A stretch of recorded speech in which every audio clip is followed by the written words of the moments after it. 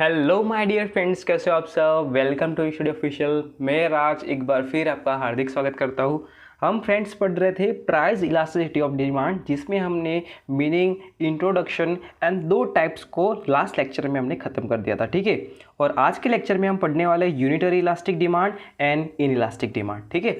Next lecture में हम elastic demand को पढ़ लेंगे, साथ ही साथ एक एग्जाम्पल भी देख लेंगे, जिससे आपका कॉन्सेप्ट जो होगा वो एकदम क्लियर हो जाएगा, ठीक है। तो फटाफट से हम टाइप पे चले जाते हैं। तो ये हमारा यूनिटरी इलास्टिक डिमांड, ठीक है। तो फर्स्ट इसको हम समझते हैं कि इसका मीनिंग क्या होता है, ठीक है।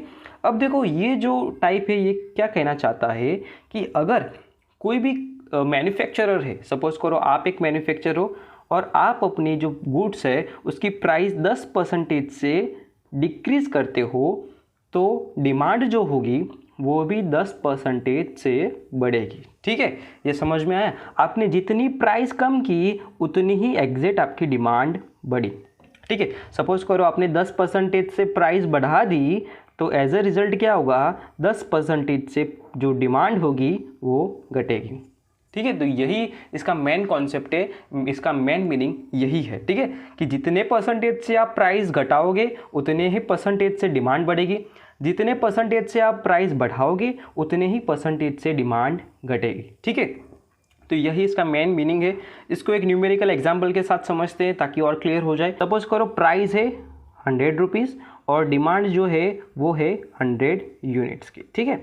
आपने क्या किया, अपने गुड्स की डिमांड बढ़ाने के लिए उसकी प्राइस में 10% की क्या कर दी, गिरावट कर दी, और एज अ रिज़ल्ट प्राइस क्या हो गई 90 रुपीज़, ठीक है। और एज अ रिज़ल्ट आपको पता है कि जब आपने प्राइस को कम किया है तो डिमांड क्या होगी, डिमांड इंक्रीज़ होगी। और कितने से इंक्रीज़ होगी, ये यूनिटरी इलास्टिक डिमांड है, तो इसीलिए 10% से ही डिमांड जो होगी वो बढ़ेगी। और बढ़ के कितनी हो जाएगी, एग्जैक्ट 100 प्लस ये 10% वाला इंक्रीज इक्वल्स टू 110 यूनिट्स की डिमांड होगी, ठीक है। ये पता लगा आपको कि जब आपने प्राइस में कितना किया, 10% का गिरावट किया, तो एग्जैक्ट आपका 10% से डिमांड बढ़ गया और इसी तरीके से आपकी डिमांड बढ़ी। 90 रुपीज़ प्राइस में 110 यूनिट्स की डिमांड हुई, ठीक है। तो ये हो गया हमारा यूनिटरी इलास्टिक डिमांड, और इसको ग्राफिकली देखना बहुत ही इंपॉर्टेंट है, ठीक है। ये जो ग्राफिकल होगा वो एकदम इम्पोर्टेंट है, इसको आपको मिस करना नहीं है और आपको इसको फुल एक्यूरेसी के साथ देखना है, अदरवाइज मिस्टेक हो गई तो मार्क्स कट जाएंगे, ठीक है। तो सपोज ये है आपका y, ये हो गया आपका x। यहाँ पे as you know that quantity demand हम लिखते हैं, यहाँ पे हम लिखते हैं प्राइस y एक्सिस पे, ठीक है। यहाँ पे लिखते हैं हम प्राइस, यहाँ पे 0, यहाँ पे y, ठीक है। इतनी चीज़ हम लिखते हैं। अब सपोज करो यहाँ पे प्राइस है OP करके, ठीक है, OP करके प्राइस है, और उतनी प्राइस में आप जो है वो OQ क्वांटिटी खरीदते हो, यानी कि इतनी प्राइस में इतने क्वांटिटी आप परचेस करते हो, ठीक है। तो कुछ इस तरीके से ग्राफ बनेगा। अब सपोज करो प्राइस घटा दी, ठीक है, कंपनी वाले ने प्राइस घटा दी, घटा के कितनी कर दी, OP0 कितनी कर दी, OP0 प्राइस कर दी, और इसी के कारण जो डिमांड होगी वो बढ़ेगी, लेकिन कितने से बढ़ेगी, जितने परसेंटेज से उसने अपनी प्राइस को कम किया है उतने ही परसेंटेज से डिमांड बढ़ेगी, ठीक है। तो आपको क्या करना है, आपको एग्ज़ाम में स्केल लेनी है, आपकी जो फुट पट्टी है वो, उसकी मदद से आपको इन दोनों के बीच का डिस्टेंस जो है वो मापना है। सपोज करो यहाँ पे 5 सेंटीमीटर का डिस्टेंस है, ठीक है। तो आपको क्या करना है, वही स्केल यहाँ पे रखनी है और यहाँ से 5 सेंटीमीटर का अंतर आपको देख लेना है, ठीक है। सपोज करो यहाँ पे 5 सेंटीमीटर हो रहा है, तो आपको क्या करना है, इन दोनों को फिर ऐसे करके जॉइंट कर देना है, ठीक है। और फिर आखिर में आपको ये वाली डिमांड को ड्रॉ कर देनी है, ठीक है, जो कि दोनों ये पॉइंट से उन दोनों को टेंजेंट करके जाएगी, ठीक है। तो कुछ ऐसे वैसे आपको फिगर ड्रॉ करनी है, और एक ही चीज़ का यहाँ पे आपको फोकस करना है कि यहाँ से जो यहाँ तक का डिस्टेंस है और यहाँ से यहाँ तक का जो डिस्टेंस है वो कैसा होना चाहिए, सेम रहना चाहिए, ठीक है। वो डिस्टेंस कैसा होना चाहिए, सेम होना चाहिए। अगर यहाँ पे 5 सेंटीमीटर है तो यहाँ पे भी 5 सेंटीमीटर होना चाहिए, अदरवाइज ये जो आपकी फिगर है वो हो जाएगी रॉन्ग, ठीक है। तो कुछ आपको कैसी फिगर ड्रॉ करनी, कुछ आपको ऐसी फिगर एग्जाम में ड्रॉ करनी है। मैं आपको थोड़ा जूम इन करके भी बताता हूँ। यहाँ पे आप देख सकते हो कि यहाँ से लेके यहाँ तक का जो डिस्टेंस है और यहाँ से लेके यहाँ तक का जो डिस्टेंस है वो कैसा है, इक्वल है, ठीक है, या फिर आप सेम भी कह सकते हो। और यहाँ पे जो इलास्टिसिटी देखने को मिलेगी वो कैसे देखने को मिलेगी, इज इक्वल टू आपको देखने को मिलेगा 1, ठीक है। क्यों 1 देखने को मिलेगा, क्योंकि आप जितने से प्राइस डिक्रीज कर रहे हो उतने से ही डिमांड बढ़ रही है, ठीक है। तो इसकी इलास्टिसिटी कैसी रहेगी, 1 रहेगी। ओके, पता लग गया आपको। और फिगर जो है वो मेन है, बाकी सब जो है वो नोट्स में लिखा हुआ है, वहाँ से आप देख सकते हो, ठीक है। तो ये हो गया हमारा यूनिटरी इलास्टिक डिमांड। और हम अभी बढ़ते हैं आगे, जो कि है इन इलास्टिक डिमांड। और इन इलास्टिक डिमांड का मीनिंग क्या होता है वो पहले क्लियर करते हैं, ठीक है। अब यहाँ पे ये जो टाइप वो क्या कहना चाहता है कि अगर आप अपनी जो प्राइस है उसको आप 1% से इंक्रीज़ करते हो तो एज अ रिज़ल्ट क्या होगा, आपकी जो डिमांड है वो कितने से 1% से कम, ठीक है, 1% से हम ले सकते हैं कम डिक्रीज़ होगी, ठीक है। इसको थोड़ा और क्लियर करता हूँ, 10% वाला एग्जांपल लेता हूँ कि अगर आपने अपनी प्राइस जो है वो 10% से इंक्रीज़ की तो आपकी जो डिमांड है वो डिक्रीज़ होगी, लेकिन कितने से डिक्रीज़ होगी, 10 से कम। सपोज हम ले लेते हैं 8%, ठीक है। तो 10% से आपने प्राइस इंक्रीज़ की तो डिमांड सिर्फ 8% से डिक्रीज़ हुई। ऐसे ही उल्टे हम ले सकते हैं कि सपोज करो 10% से प्राइस को क्या किया गया, डिक्रीज़ किया गया, तो डिमांड भी इंक्रीज़ होगा, लेकिन कितने से इंक्रीज़ होगा, सिर्फ 8% से, ठीक है। इसको अभी हम न्यूमेरिकली देखते हैं एग्जाम्पल में, तो थोड़ा और क्लियर हो जाएगा, ठीक है। सपोज करो 100 रुपीज़ की प्राइस है और 100 यूनिट्स की डिमांड है, ठीक है, ये दो चीज़ है। और आप अपनी जो डिमांड है उसको बढ़ाना चाहते थे, इसीलिए आपने 10% से अपनी प्राइस को क्या कर दिया, कम कर दिया। और एज यू नो दैट जैसे ही आपने प्राइस कम की है तो क्वांटिटी डिमांड क्या होगी, इंक्रीज़ होगी। लेकिन ये कौन सा टाइप देख रहे हैं हम, इनइलास्टिक वाला टाइप देख रहे हैं। और यहाँ पे क्या होगा, जो भी प्राइस आपने डिक्रीज़ की है उससे थोड़ा कम, यानी कि सपोज हम ले लेते हैं 8%, उतने से ही आपकी डिमांड बढ़ेगी।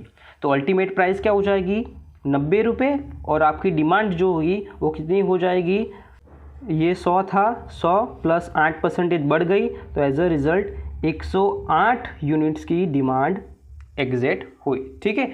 तो 90 रुपये प्राइस और उसके साथ 108 यूनिट्स की डिमांड रहेगी।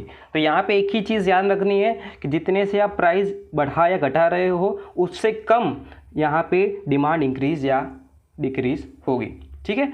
अब इसको और थोड़ा क्लियर एग्जांपल के साथ समझते हैं ताकि बहुत क्लियर तरीके से ये क्लियर हो जाए। सपोज़ करो हम लेते हैं मिल्क का एग्जांपल, और ये जो है एक नेसेसिटी गुड है। कैसा गुड है, नेसेसिटी गुड है। अगर आपको याद हो तो हमने पढ़ा था परफेक्टली इनइलास्टिक डिमांड, जहाँ पे भी हमने नेसेसिटी गुड्स की बात की थी, ठीक है, वहाँ पे भी हमने नेसेसिटी गुड्स की बात की। लेकिन वो जो नेसेसिटी गुड्स थे वो क्या था, वहाँ पे आप कम या ज़्यादा नहीं कर सकते थे। जैसे हमने एग्जांपल लिया था मेडिसिन, ठीक है, मेडिसिन का एग्जांपल लिया था, वहाँ पे आप गोली ज़्यादा या कम ले सकते नहीं थे, जितना डॉक्टर ने बोला है उतनी ही आपको लेनी पड़ती थी, ठीक है। तो वो एक परफेक्टली नेसेसिटी गुड था और जितनी मात्रा में बोला गया है उतनी ही मात्रा में आपको वो सब लेना पड़ता था। आप भले प्राइस इंक्रीज हो जाए डिक्रीज हो जाए उससे कोई मतलब नहीं था। लेकिन यहाँ पे क्या है, यहाँ पे है मिल्क जो कि एक नेसेसिटी गुड है, और यहाँ पे आप कम या ज़्यादा मात्रा कर सकते हो, ठीक है, अकॉर्डिंग टू इट्स प्राइस, ठीक है। तो यहाँ पे सपोज करो कि मिल्क की जो प्राइस है वो इंक्रीज हो जाती है। अब जैसे ही प्राइस इंक्रीज होगी आप क्या करोगे, आप जो दूध वाली चाय पीते थे उसमें थोड़ा दूध कम डालोगे और थोड़ी काली वाली चाय पियोगे। आप एक गिलास दूध पी जाते थे, उसमें क्या करोगे, थोड़ी गिरावट करोगे, कम दूध पियोगे। तो आप अल्टीमेटली क्या कर रहे हो, मिल्क का जो यूजेज है वो क्या कर रहे हो, आप कम कर रहे हो, ठीक है।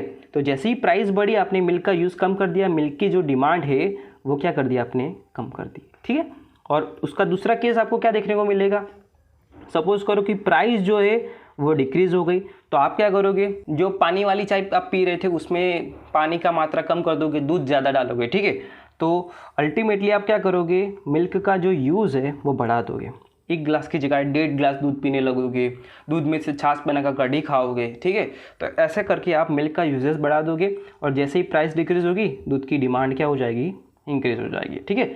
लेकिन यहाँ पे एक चीज़ फोकस करने वाली, ठीक है, कि मिल्क की प्राइस अगर डिक्रीज़ हुई है तो उसका यूजेज या डिमांड तो बढ़ेगा, लेकिन ऐसा भी नहीं होगा कि पूरे दिन आप दूध ही पिए जा रहे हो, ठीक है, दूध से बने आइटम ही खाए जा रहे हो। दूध की डिमांड बढ़ेगी, लेकिन एक हद तक बढ़ेगी, ठीक है। और अगर उसकी प्राइस बढ़ रही है तो ऐसा भी नहीं होगा कि आप दूध लेना ही बंद कर रहे हो, ठीक है। आज आप देखोगे तो आज दूध की प्राइस 60 रुपये प्रति लीटर होने को है, ठीक है, इतनी होने को है, तब भी आप दूध का यूसेज तो कर रहे हो। पहले के ज़माने में भी जो 10, 15, 20 रुपये का लीटर मिलता था तब भी यूज़ किया जाता था, और आज भी यूज़ किया जा रहा है। तो ऐसा तो नहीं है कि प्राइस बढ़ गई तो यूसेज बंद हो गया है, ठीक है। तो ये एक नेसेसिटी चीज़ है जिसका आप यूज़ बंद नहीं कर सकते।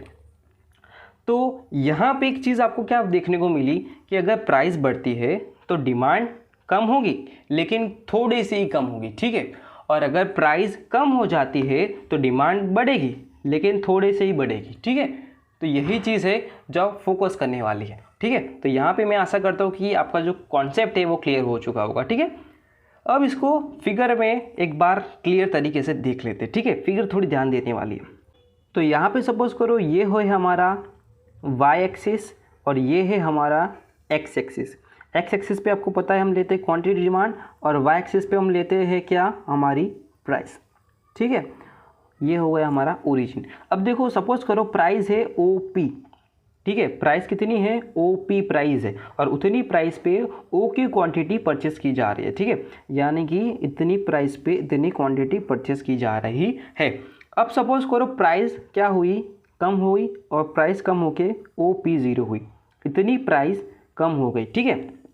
अब आपको पता है ये हम क्या पढ़ रहे हैं, इनइलास्टिक डिमांड। क्या हम क्या पढ़ रहे हैं, ये इनइलास्टिक डिमांड, जहाँ पे जितने से प्राइस कम की गई है उससे थोड़ी कम मात्रा में डिमांड बढ़ेगी, ठीक है।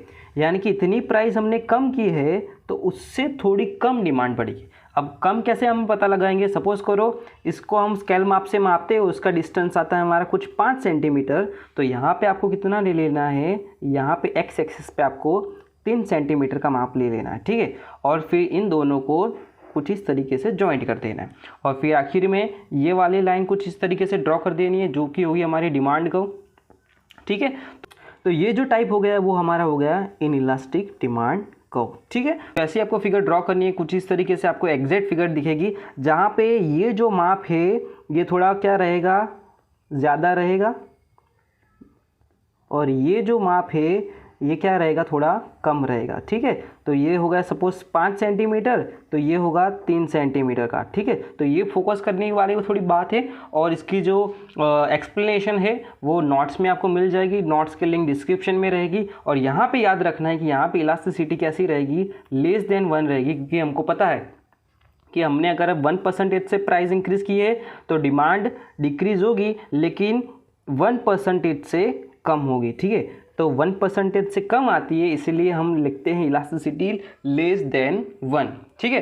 तो यहीं तक आज का लेक्चर था, और कोई भी डाउट है तो आप कमेंट सेक्शन में बताइएगा। और मिलते हैं नेक्स्ट लेक्चर में, एक ही अभी टाइप बचा है, और उसके साथ हम देखेंगे एग्जाम्पल। और वो एग्जाम्पल कैसा होगा, बहुत ही बढ़िया रहेगा, जहाँ से आपको मालूम पड़ेगा कि ये जो E लेस देन 1 है, E इज़ इक्वल टू 1 है, E इन्फिनिटी है, वो कैसे आता है, ठीक है। ये सब क्या है वो एग्जाम्पल में आपको पता लगेगा, ठीक है। और वो एग्जाम्पल आपको एग्जाम में नहीं पूछा जाएगा, ठीक है। तो ये सिर्फ आपको समझाने के लिए होगा, मज़ा करवाने के लिए होगा। और बस यही तक आज का लेक्चर था, मिलते हैं नेक्स्ट लेक्चर में, तब तक के लिए जलसा कर जाओ आप जो, बाय बाय।